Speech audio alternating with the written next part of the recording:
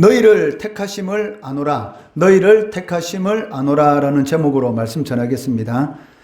지난 시간에는 바울 사도가 이 데살로니가 성도들의 믿음의 역사와 사랑의 수고 그리고 소망의 인내로 인해서 하나님 앞에 감사드리는 그러한 내용에 대해서 살펴보았습니다.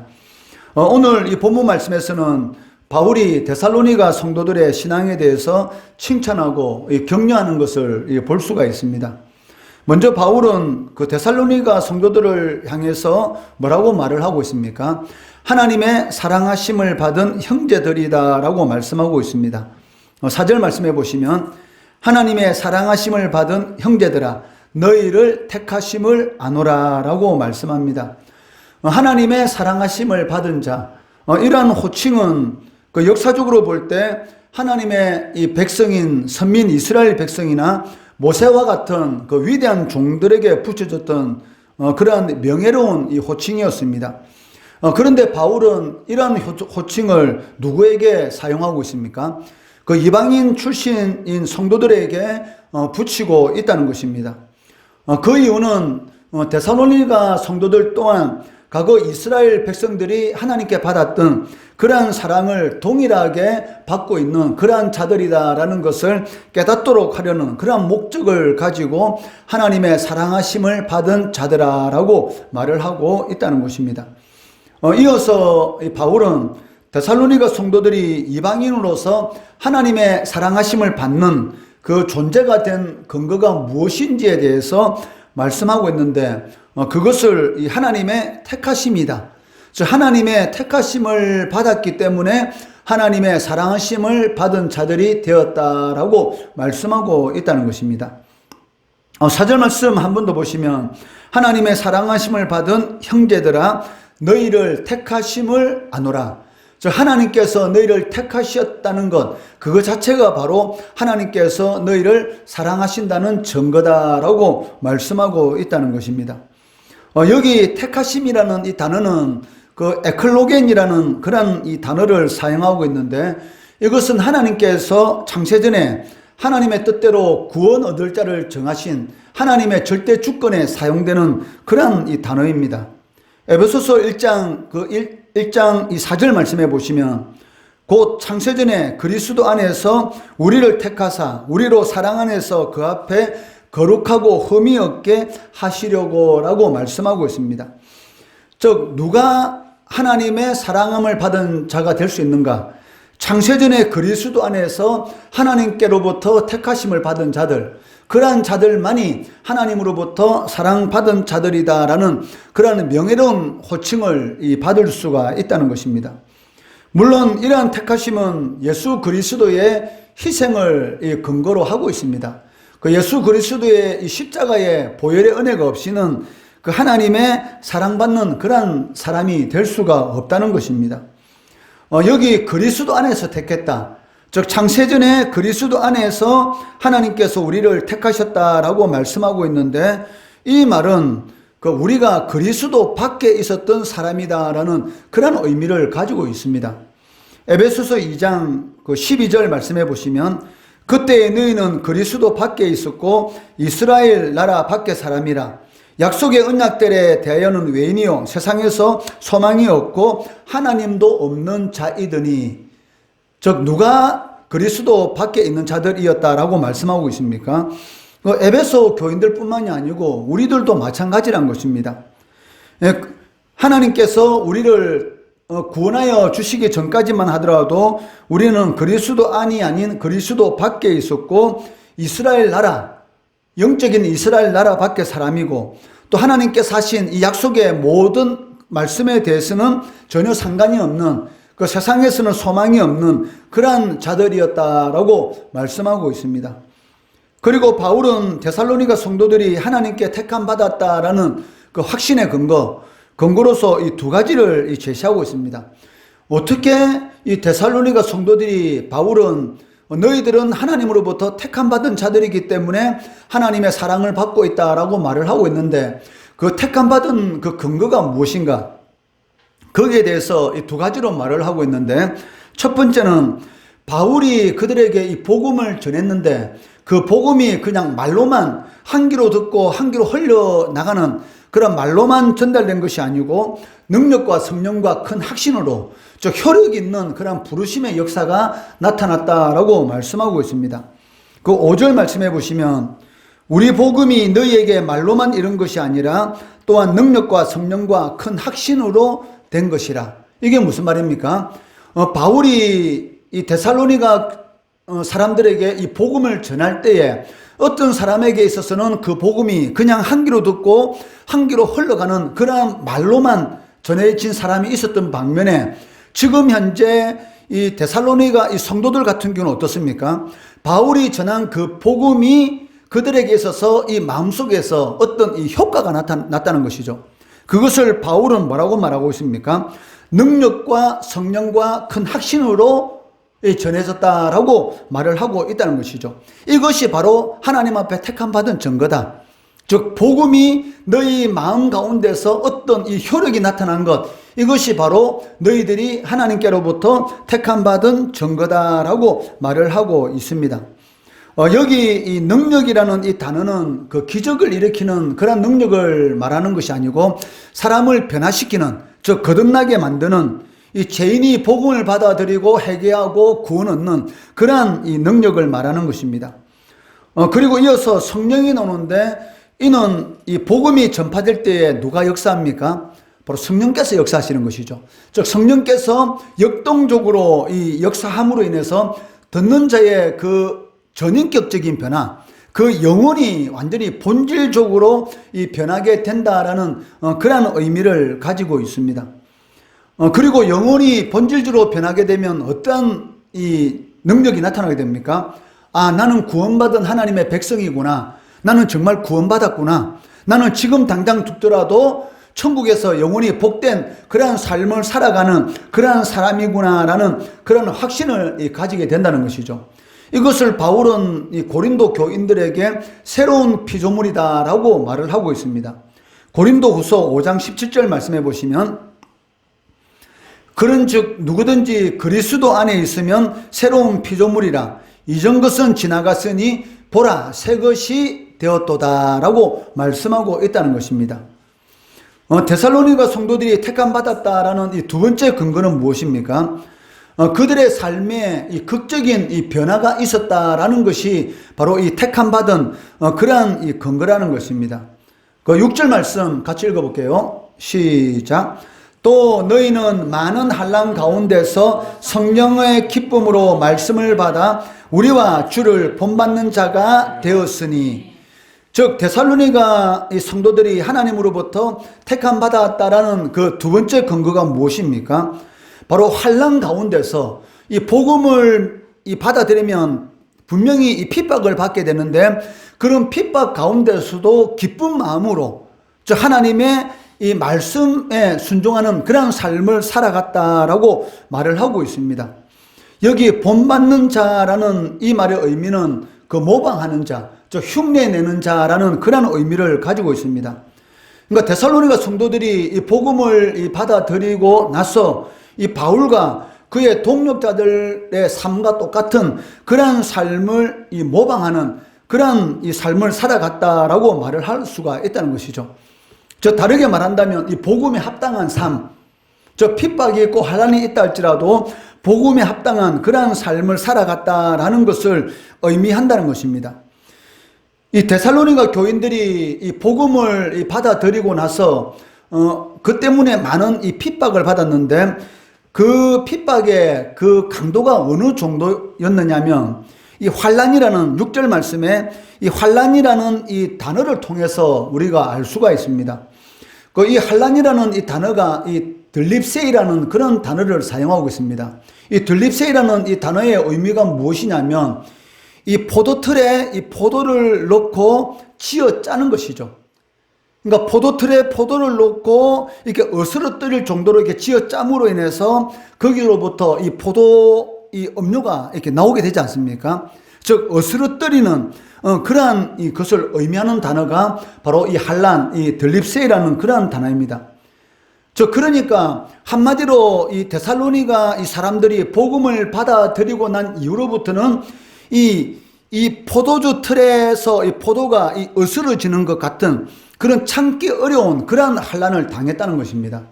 그런데도 불구하고 그런 환난 가운데 있으면서도 불구하고 이들의 모습은 어땠습니까? 이 기쁨으로 하나님의 말씀을 받아들였다. 이것이 바로 너희들이 하나님 앞에 택한 백성이다라는 그런 증거다라고 말을 하고 있다는 것입니다. 이러한 데살로니가 성도들의 신앙의 자세는 당연히 이 주위에 있는 또 주변 지역에 있는 모든 사람들에게 이렇게 전해지게 이렇게 되는 것이죠. 여러분들이 우리가 비록 이 모인 사람이 몇 명 되지 않지만 여러분들 가운데 이 믿음의 강력한 역사가 나타나게 되면 그 영향력이 누구에게 미치게 됩니까?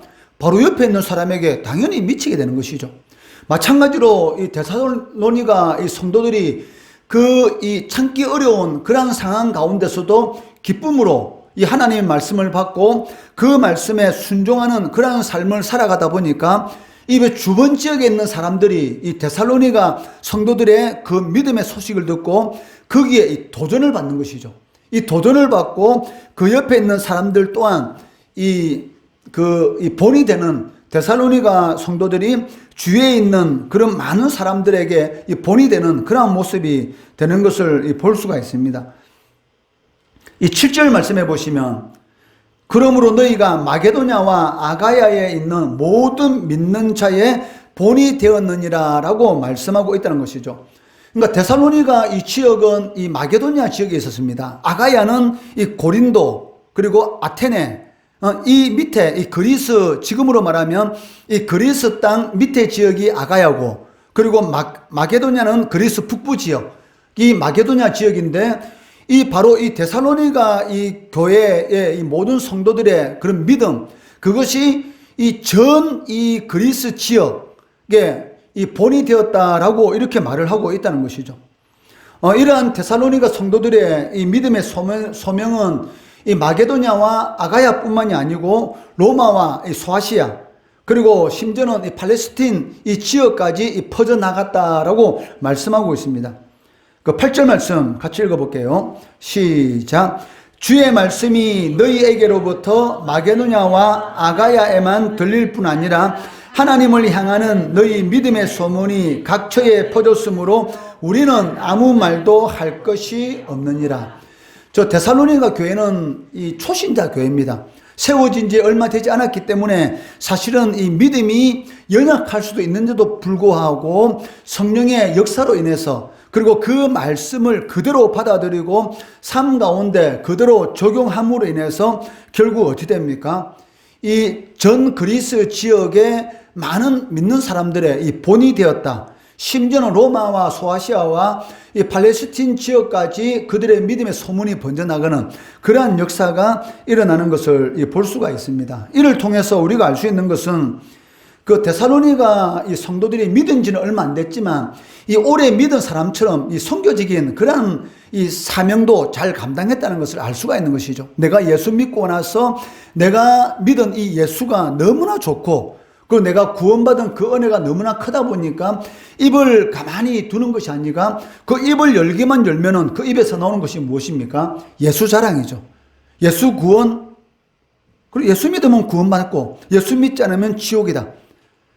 그러니까 예수 천국, 불신 지옥, 이러한 복음을 끊임없이 이렇게 전했던 것을 이렇게 볼 수가 있습니다. 그렇기 때문에 이 전 지역, 심지어 로마와 소아시아까지 이 데살로니가 성도들의 믿음이 이 전해지는 것을, 이 소문이 퍼져난 것을 알 수가 있다는 것이죠.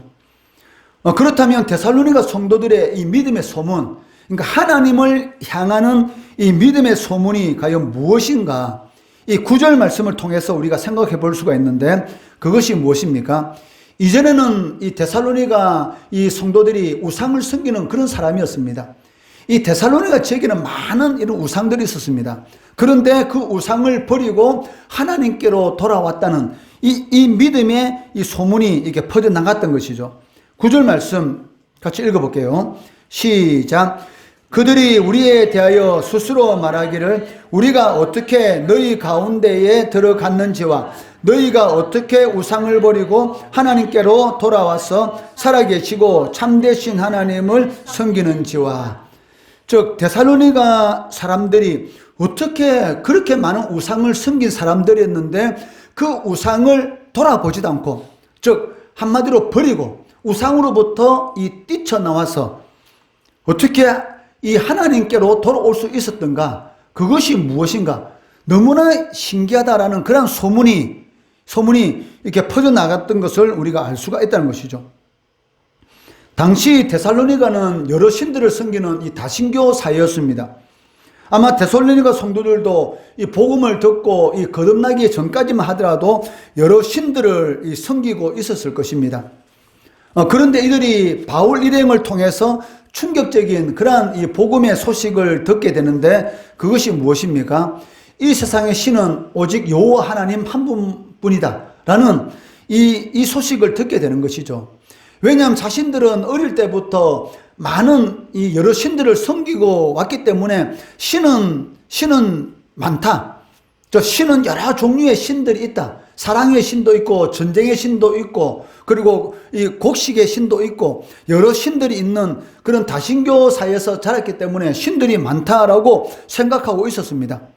우리도 마찬가지 않습니까? 우리도 어릴 때 유교적인 그런 이 문화 안에서 우리나라 사람들은 자라기 때문에 어릴 때부터 이 믿지 않는 가정에서 태어난 사람들은 제사 드리죠.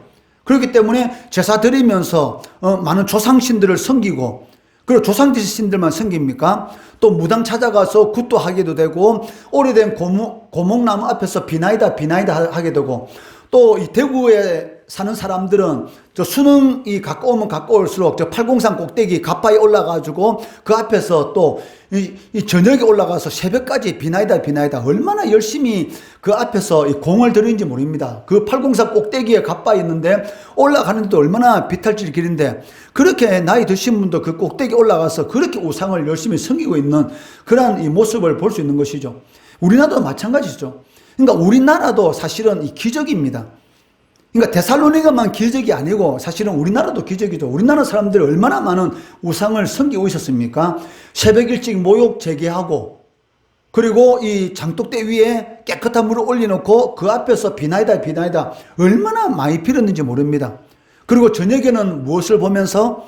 달을 보면서 그 달신에게 또 비나이다 하고, 시도 때도 없이 이런 자연 만물을 바라보면서 그것을 신적 존재도 우리나라 사람들도 이렇게 많은 그런 우상을 섬기고 있었죠. 그런데도 불구하고 그 짧은 기독교 역사에서 이렇게 많은 이 땅에 교회가 생기지고, 그리고 이렇게 하나님의 복을 받은 나라도 세계 기독교 역사상 드물다라고 말을 할 수가 있을 것입니다.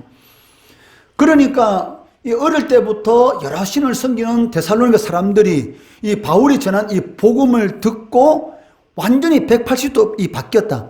이것은 놀라운 일이죠. 이러한 놀라운 일이 있었다라는 것이 이 믿음의 소문이 바로 이게 그리스 땅뿐만이 아니고 로마에까지 이렇게 퍼져나갔다라고 말을 하고 있습니다. 우리나라도 마찬가지 않습니까? 1907년 평양 대부흥운동, 이 기생의 도시, 한락의 도시, 이 평양에서 성령의 강력한 역사가 나타나니까 사람들이 자신의 지은 모든 죄에 대해서 스스로 고백을 하고 용서함을 구하고, 그리고 다른 사람에게 훔친 것들을 다 고백하고 다시 다 갚아주고, 이러한 역사, 그리고 그 평양의 그 기생집의 문을 닫는 그러한 역사, 그리고 그 평양 대부흥 운동이 이 기초가 되어서 우리나라 전 지역으로 부흥의 역사가 일어나고, 심지어는 만주 지역까지 이 부흥의 역사가 일어나는, 그러니까 평양에서 일어나는 난 믿음의 소문이 이 만주 지역까지 이렇게 퍼져나감으로 인해서 그 지역도 이 부흥의 역사가 이렇게 일어나게 되는 것이죠. 그리고 우리나라 이런 이 100만 영혼을 구원하자는 그러한 이런 운동도 이렇게 일어나는 것을 이렇게 볼 수가 있습니다.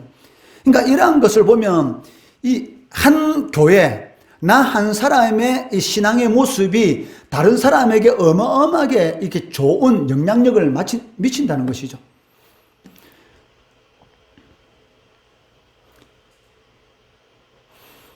그렇기 때문에 내가 진짜 예수 믿는 사람이다, 내가 진짜 예수 믿는 사람이라는 것은 어떻게 알 수가 있습니까?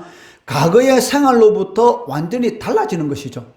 내가 예수를 믿었으면서도 불구하고 옛날 살아가는 방식 그대로 내가 살아가고 있다? 그거는 예수 믿는 것이 사실은 아니란 것이죠. 그러니까 예수를 믿는다는 것은 새로운 피조물, 이전 것은 지나갔고, 그러니까 새로운 것이 되었습니다. 그러니까 새로운 삶의 방식으로 살아가는 것이 이 진짜 예수 믿는 건데, 그런데 진짜 예수를 믿는다고 하면서 삶이 변하지 않는다. 그렇다면 그 사람은 예수 믿는 것이 아니다 라고 말을 할 수가 있다는 것입니다. 데살로니가 사람들은 과거에 머물러 있던 이 죄악으로부터 이 뛰쳐나와서 유일하신 하나님께로 돌아오고 이 복음에 합당한 그러한 삶을 살아갔다는 것입니다. 이것은 이 우상과 이 9절 말씀해 보시면 우상이란 단어, 하나님이란 단어가 나오고 있는데 그 앞에 이 전치사가 붙어 있습니다. 즉 아포라는 전치사와 프로스라는 전치사가 있습니다. 이 아포라는 전치사는 우상에게 붙어 있고, 그리고 프로스라는 전치사는 이 하나님께 붙어 있는데, 이 아포라는 이 전치사는 뭐로부터라는 그런 의미를 가지고 있습니다. 즉 우상으로부터 뛰쳐나와서 이 분리의 개념을 가지고 있으니까 우상으로부터 아포, 우상으로부터 뛰쳐나와서 분리가 되어서 프로스, 하나님을 향해서 달려간다. 이것이 바로 변화된 그런 삶의 모습이죠. 그런데 어떤 사람은 예수 믿는다고 하면서 무슨 일만 있으면 어떻게 해요? 예수 믿는다고 하면서도 불구하고 무당을 찾아가는 사람도 있고, 또 그리고 이 타로점을 보는 그러한 청년들도 있습니다. 그게 과연 하나님을 믿는 것일까요? 믿지 않는 것이죠. 여러분, 아침에 요즘은 이 스마트폰을 통해서 하루 운세도 볼 수 있지 않습니까? 오늘의 운세. 이 스마트폰 보면 오늘의 운세 뜨지 않습니까? 야, 내 오늘 어떤 운이 있을까? 하면서 그것을 본다. 그것은 하나님을 믿는 사람의 행동이 아니다라고 할 수가 있죠. 예수 믿는 사람에게 있어서 운이란 것은 없습니다. 모든 것은 하나님의 섭리 가운데 일어나는 것이지, 그것을 보면서 야, 오늘 내 운이 좋네, 이렇게 말한다는 자체는 무엇입니까? 하나님의 절대 주권을 인정하지 않는 것이죠. 하나님께서 사람을 높이시기도 하고 낮추시기도 하고 부유하게 하시기도 하고 가난하게도 만드시는데, 하나님께서 나의 오늘 하루의 삶을 주관하시는데도 불구하고 스마트폰에 뜨는 오늘의 운세를 보고 그것이 마치 진리인 것처럼 야, 오늘 무슨 좋은 일 생길까? 이런 생각을 가지고 하루하루를 보낸다고 한다면 그 사람은 예수 믿는 사람이다라고 할 수가 없죠. 그런데 예수 믿는 사람들 중에 무슨 일만 있으면 이 점을 본다든지 무당을 찾아간다든지 점쟁이를 찾아간다든지 이러한 사람들도 있다는 것입니다. 심지어는 예수 믿는다면서 자식 결혼시킬 때 궁합까지 봐요. 이게 말이 되는 소리입니까? 말이 안 되는 소리죠. 그것은 아포, 우상으로부터 프로스, 하나님께로 달려온 그런 사람의 모습이 아니라는 것입니다. 데살로니가 성도들의 믿음의 소문이 왜 퍼졌느냐? 그렇게 많이 섬기는 우상으로부터 뛰쳐나와서 분리, 그리고 하나님께로 향한 그 모습, 그것이 이 모든 사람들에게 퍼져나간 것을 볼 수가 있습니다. 바울은 이 데살로니가 성도들에게 하나님의 말씀을 가르쳤습니다. 분명히 왜 복음을 전했죠. 그렇기 때문에 그 복음을 받아들이고 이 데살로니가 성도들이 이 예수 믿는 사람이 되었지 않습니까? 그런데 바울이 전혀 우상을 섬기는 이 데살로니가 성도들에게 복음을 전할 때 가르친 것이 무엇이었습니까? 예수 그리스도의 십자가, 그리고 3일 만에 부활하셨다. 이것으로 끝난 것이 아니고 예수께서 다시 심판주로 재림하실 것이고, 그리고 성도들이 예수님과 똑같은 그런 신령한 몸을 입고 그리스도와 함께 왕노를 할 것이다. 이까지 가르쳤습니다. 그런데 우리는 자꾸 이 설교를 자꾸 이렇게 어렵다, 왜 어려운 설교를 하느냐 이렇게 말을 하는데, 그렇게 따진다면 바울이 이 데살로니가 성도들에게 이 복음을 전할 때 초신자인데 십자가, 부활, 재림, 그리고 영원한 구원, 이까지 가르쳤다면 이게 말이 되는 소리입니까? 말이 안 되죠. 그러니까 자꾸 우리는 이 복음을 전할 때에 우리 수준으로 자꾸 생각을 하고, 성령께서 그 사람을 변화시키고 성령께서 그 사람을 하나님의 자녀가 되도록 하는데도 불구하고 자꾸는 우리는 이게 사람을 보다 보니까 나타나는 현상이 무엇입니까?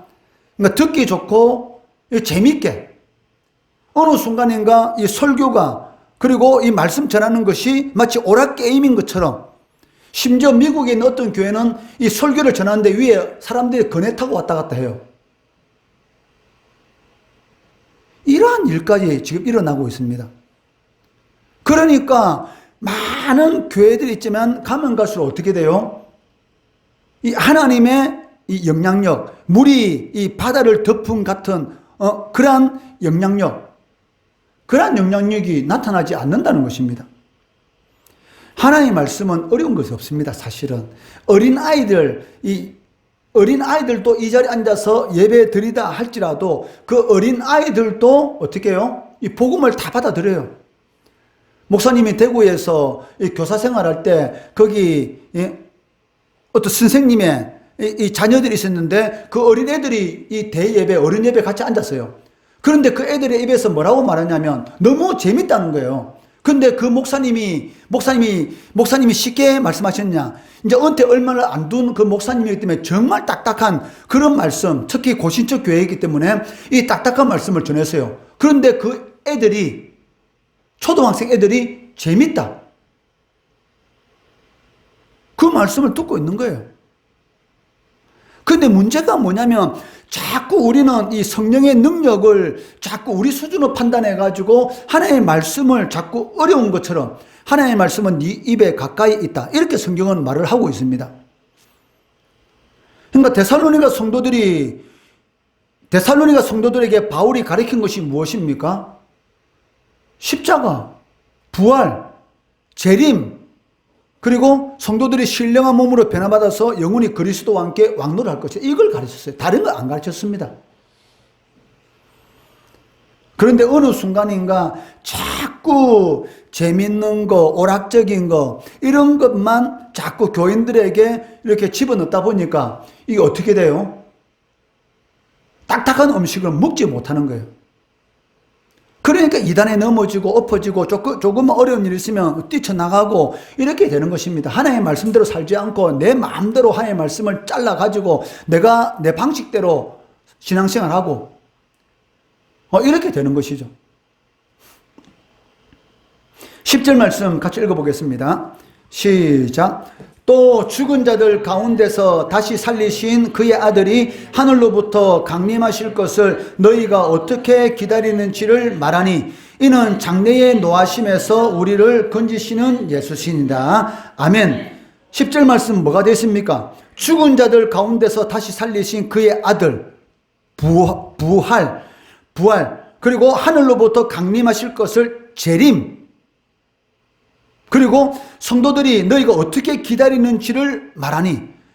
그러니까 데살로니가 성도들이 초신자였지만 그들의 신앙은 어떤 신앙? 십자가와 부활과 재림과 그리고 영화 단계, 신령한 몸으로 변하는 그 영화 단계까지의 그 신앙을 가지고 있었던 것이죠. 그러니까 이러한 신앙을 가지고 있으니까 이 환난, 즉 포도주 틀에 포도가 으스러지는 그런 참기 어려운 그런 환난 가운데서도 그들이 기쁜 마음으로 하나님의 말씀에 순종하는 그런 삶을 살아갈 수가 있었습니다. 이처럼 이 진리의 말씀으로 무장한 성도들과 그냥 귀에 듣기 좋은 이런 오락성 있는 그런 말씀만 듣고 자란 사람들 차이가 안 나겠습니까? 당연히 나는 것이죠. 이런 특공대 훈련을 받은 사람하고 그 일반 그냥 보병 훈련을 받은 사람하고 전쟁이 일어나면 차이 안 나겠습니까? 당연히 차이가 나는 것이죠. 마찬가지입니다. 데살로니가 성도들 초신자였지만 하나님의 말씀 그대로 다 가르쳤습니다. 바울 사도는. 바울의 데살로니가 성도들에 대한 이러한 가르침이 비록 그들이 초신자이지만 예수 그리스도에 대한 이 재림의 소망을 갖게 된 것이죠. 재림의 소망을 가짐으로 인해서 환난 가운데서도 기쁨을 잃어버리지 않는 이런 성도들의 이 본이 되었다라고 성경은 말씀하고 있다는 것입니다. 이러한 말씀을 통해서 우리가 하나 알 수 있는 것이 무엇일까요? 즉 예수 믿고 복을 받았다고 해서 신앙생활을 잘하는 것이 아니라는 것입니다.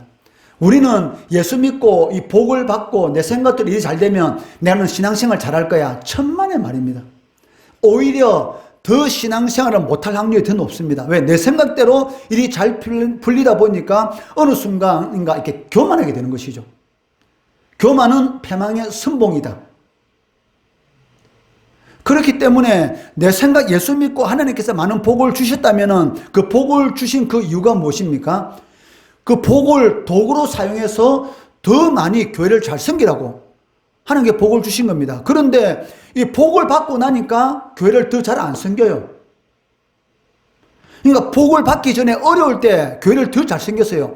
어려우니까 출근하기 전에 교회 와서 기도하고 퇴근할 때 기도하고 이렇게 열심히 기도 생활하는 사람이 복을 받고 나니까 이제는 교회 문조차도 평일에 잘 안 와.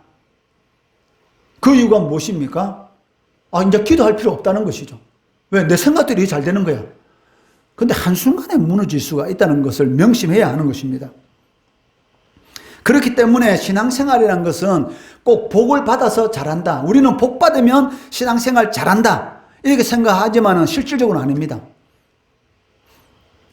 여기 10절 하반절 말씀해 보시면 이는 장래의 노하심에서 우리를 건지시는 예수신이라고 말씀하고 있는데 장래의 노하심, 즉 예수 믿지 않는 자들이 받을 심판, 만약에 데살로니가 성도들도 예수를 믿지 않았다면 이러한 심판을 받게 될 것이다. 이것을 뭐라고 말하냐면 노하심 이렇게 말을 하고 있습니다. 그런데 이 장래라는 이 단어는 그 미래에 다가올 일과 현재에 겪고 있는 이 일 두 가지 그 시간적인 개념이 있어요. 그러니까 이 장래라는 이 단어는 장래에 일어날 일, 그리고 현재 일어날 일, 이것을 함께 이 모든 것을 이렇게 포함하는 그러한 이 의미를 나타내는 그러한 단어입니다. 이것이 무엇을 의미합니까? 즉, 바로 하나님의 진노하심이 지금 현재도 믿지 않는 자들에게 계속되고 있고, 그리고 미래에는 최후의 심판으로 나타나게 된다라는 그런 의미를 가지고 있다는 것이죠. 그러니까 너희들이 데살로니가 성도가 예수를 믿지 않았다면 어떻게 되겠습니까?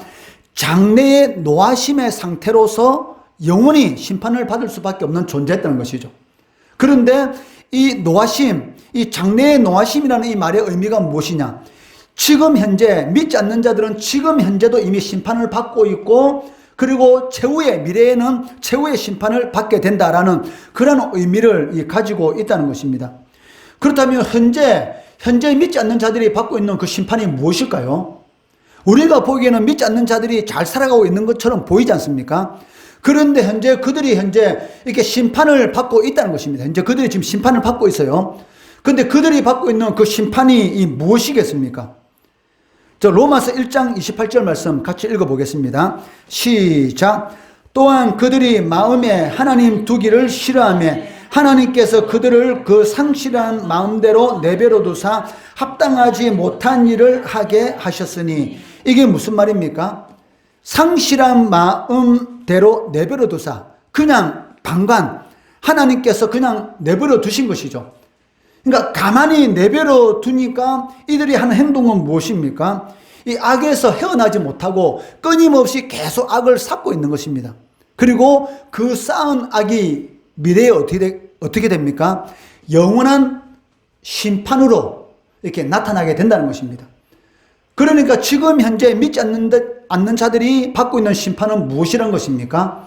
그러니까 악을 끊임없이 행하고 있다는 것이죠. 그리고 자신이 악을 행하면서도 불구하고 이것으로 인해서 내가 어떤 일을 당할 것인가를 전혀 알지 못하는 상실한 마음, 알지 못하는 그러한 상태로서 계속 악을 쌓아가고 있다는 것이죠. 그리고 이 악으로 인해서 결국 어떻게 되는 것입니까? 영원한 이 불과 유황으로 타는, 영원히 타오르는 그런 불못에 던져지게 될 것이다 라고 말씀하고 있습니다. 요한계시록 21장 8절 말씀 같이 읽어볼게요. 시작. 그러나 두려워하는 자들과 믿지 아니하는 자들과 흉악한 자들과 살인자들과 음행하는 자들과 점술가들과 우상숭배자들과 거짓말하는 모든 자들은 불과 유황으로 타는 못에 던져지리니 이것이 둘째 사망이니라. 예수 믿는 사람들은 둘째 사망이 없습니다. 육신의 죽음 한 번 죽죠. 그 다음에는 영원한 생명입니다. 그런데 믿지 않는 자들에게는 육신의 죽음 첫째 사망, 그 다음에 둘째 사망은 무엇입니까? 영원한 지옥의 형벌. 그러니까 믿지 않는 자들은 두 번 죽게 되는 것이죠. 육신의 죽음과 영혼의 완전한 죽음, 심판, 불과 유황으로 타는 못에서 영원히 고통을 받을 것이다. 이것이 바로 장래의 노하심. 그러니까 하나님의 심판이 믿지 않는 자들에게 지금 현재 이미 임하고 있다는 것이죠. 악을 계속 쌓아가도록 하나님께서 방관 놔두십니다. 그리고 그 악으로 인해서 결국은 어떻게 되는 것입니까? 바로 영원히 불과 유황을 타는 영원한 못에 이게 던져지는 둘째 사망을 당하게 된다. 심판을 받게 된다라고 말씀하고 있습니다. 그렇지만 이와 대조적으로 택한 자들, 구원받은 하나님의 백성들에게는 어떤 은혜를 베풀어 주실까요? 그 10절 하반절에 보시면 장래의 노하심에서 우리를 건지시는 예수시다 이렇게 말했잖아요. 장래의 노하심, 믿지 않는 자들에게는 노하심, 그런데 믿는 자들에게는 노하심에서 무엇이 플러스 됐습니까? 건져주심. 이 건져주심이라는 이 단어도 미래와 현재가 동시에 이렇게 다 포함되어 있습니다. 그러니까 이 구원이라는 것은 현재의 상태에서도 우리가 하나님의 은혜를 누리고 있지만 또 죽고 나서는 어떻게 됩니까? 영원한 이런 복된 삶을 살아간다라고 이렇게 말씀하고 있다는 것이죠. 그러니까 구원받은 사람들에게 이 진노하심에서 건져주셨다. 이게 무슨 의미냐면 지금 현재 여러분들에게 하나님의 은혜가 지금 임하고 있죠. 건져주심의 은혜가 임하고 있습니다. 그 은혜가 무엇입니까? 악을 끊임없이 행하지 않도록 하나님께서 어떻게?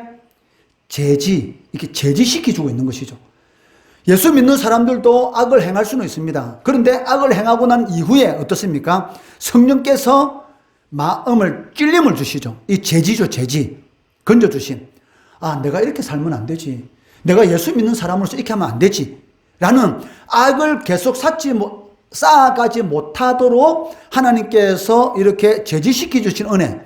이것이 바로 건져주심. 지금 현재 믿는 자들에게 하나님께서 베풀어 주시는 은혜다. 이렇게 말을 할 수가 있습니다. 그리고 미래는 어떻게 됩니까? 요한계시록 21장 4절 말씀 같이 읽어볼게요. 시작. 모든 눈물을 그 눈에서 닦아주시니 다시는 사망이 없고 애통하는 것이나 곡하는 것이나 아픈 것이 다시 있지 아니하리니 처음 것들이 다 지나갔으리라. 이게 무슨 말입니까? 사람의 생명이 70이고 강건하면 80이라도 그 살아가는 세월은 수고뿐이다. 즉 핫살과 같이 지나간다라고 이렇게 모세가 말을 하고 있어요. 사람들 보통 80대면 다 죽지 않습니까? 80 이후는 사실 송장과 똑같습니다. 여러분 80 넘어가 보세요. 요양병원에 가서 날마다 누워있든지 사람으로서 구실 못하죠. 사실은 거의 80 넘어가면은 거의 사람으로서는 구실 못합니다. 살아있지만 실질적으로는 살아있는 게 아니죠. 그렇기 때문에 모세는 뭐라고 말하고 있습니까? 사람의 생명이 70이고 강건하면 80이라도 그 살아온 세월들은 수고뿐이다. 왜? 우리가 살아가면서 인생을 살아가면서 사실 기쁜 일보다는 걱정, 근심, 수고 이런 일이 영 많죠. 그리고 예수 믿으면서 여러분들이 겪을 수 있는 많은 일들이 있습니다. 예수 믿으면서 억울한 일도 당할 수가 있고 예수 믿는 것 때문에 손해볼 일도 있어요. 그런데 하나님께서 어떻게 해주신다?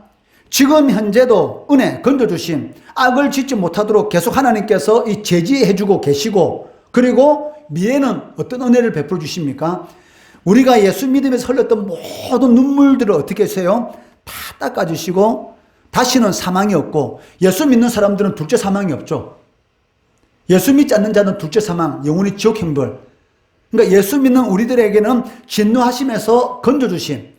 다시는 사망이 없고 뭐도 없어요?